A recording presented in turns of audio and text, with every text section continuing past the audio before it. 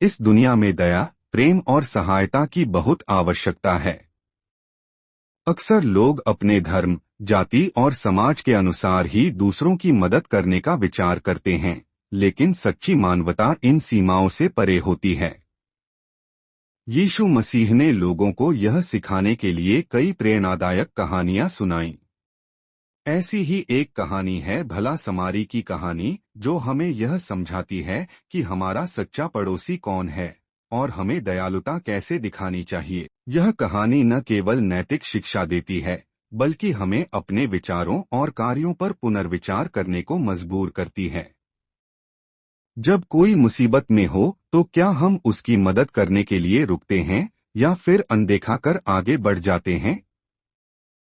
इस कहानी के माध्यम से यीशु मसीह ने यह संदेश दिया कि प्रेम और करुणा किसी धर्म, जाति या सामाजिक बंधन से बंधे नहीं होते, बल्कि वे सभी इंसानों के लिए समान होते हैं।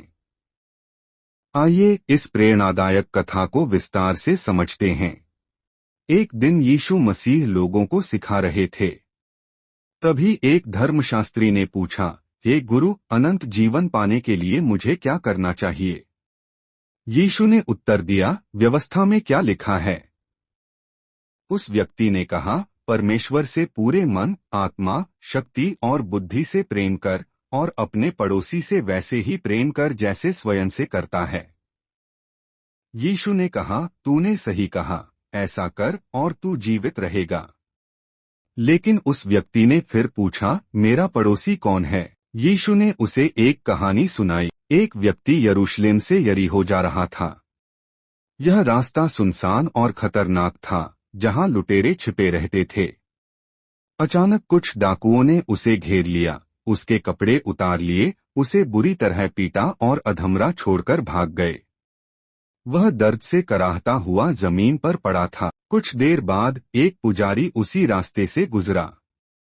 उसने घायल व्यक्ति को देखा, लेकिन दूसरी ओर देखकर आगे बढ़ गया। फिर एक लेवी मंदिर सेवक वहां से गुजरा।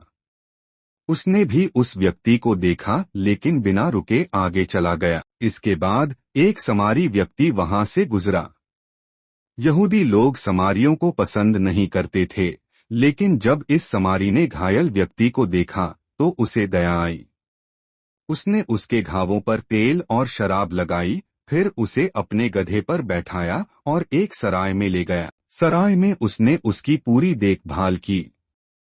अगले दिन जाते समय उसने सराय के मालिक को पैसे देकर कहा, इसका ध्यान रखना और अगर ज्यादा खर्च हो जाए तो मैं लौटकर चुका दूंगा। यीशु ने पूछा, इन तीनों में से कौन घायल व्यक्ति का सच्चा पड़ोसी बना?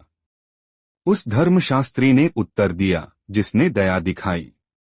यीशु ने कहा, जाओ और तुम भी ऐसा ही करो। यह कहानी हमें सिखाती है कि सच्ची भलाई जाति, धर्म या भेदभाव से परे होती है। हमें हर जरूरतमंद की मदद करनी चाहिए, क्योंकि प्रेम और दया ही सच्ची मानवता है। अंत तक सुनने के लिए धन्यवाद। जय यीशु मसीह की।